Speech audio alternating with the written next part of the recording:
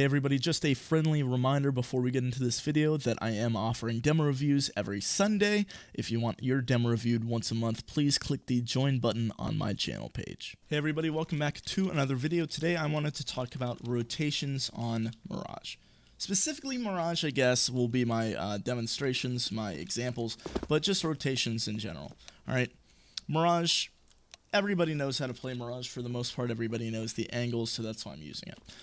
So, rotating, there's different types of it, alright? You don't have to immediately go from anchor B to out fighting on A, alright? And vice versa, you don't have to be anchor A to fighting in market, alright? There's different steps of rotation. There's different ways you can cheat over, alright? So if you're anchoring B, alright, you're something like this, and you have a guy dying mid. So now it's a 4 versus 5, 4, whatever. You have 4 CTs alive, okay? That means that you probably don't have a mid player, or your cat guy, or whoever is alive, okay? You got a guy ticket, you got a guy connector, you got a guy towards mid, cat, or window, and then you have you alone on B. It's very easy to be left alone on B in a man disadvantage, okay? So you start to hear a lot of noise towards A. It sounds like it might be an execute, but there's a lot of time left in the round, and you still haven't seen bomb pop up on radar. So there's a couple things you can do. You can sit right here and keep your very, very good position on everybody jumping out on B, alright, and maybe get 2 kills before you die. It would be helpful for the round. Or you can start to cheat over. Personally, I like to cheat over just because it's kind of rare that people will throw fakes. So there's different steps or levels of cheating over. Alright, cheating over could just be sitting empty pillar, alright, waiting for contact. Although you are still on B site, you are closer to A, alright? If you have an op, maybe you can come over like this, sit in market, hold this cross. So now, although you still technically have B control, because nobody can cross on the site without crossing your line of sight right here, alright, you can quickly, very quickly even, rotate over to A, alright? And then vice versa. Let's get some other examples. So, if you're a connector player, okay, and you start hearing things towards B, B's one of those sites where you don't really need to rotate over all that quickly. So it's not like, oh, they're coming B, or oh, they've thrown a smoke B actually, and everybody just sprints over. Alright, B is a more easy site to retake, and it's even easier for these CTs to hold in the first place than A. So, as a connector player, you might want to drop a smoke down, and then somewhat cheat towards a rotate. Somewhat cheat. Maybe look towards mid, see if there's anything there, but you don't want to just, again, stay in the same spot. You want to listen to your teammates' calls, and try to put yourself in a position where, if what they're saying is accurate, you're not left in the dust, all right? You're not making them wait longer than they should. Now, playing window or playing mid on any map, you have to be the king of knowing when to cheat over and when to fully rotate or when to completely ignore calls, all right? So people will call dumb things. That's just a given. People will call, you know, smoke top mid, smoke A, smoke B.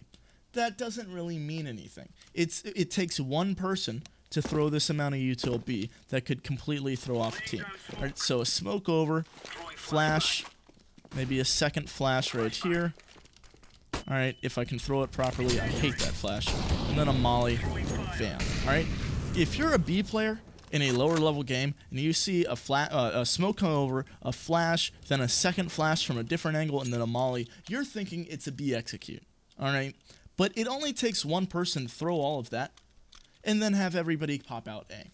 So you have to keep these things in mind. As a mid player, you really have to keep count of how much utility is being used at each site. If it's one smoke for a site, that's nothing. I wouldn't give up my position. If it's 2 smokes, I might start cheating over.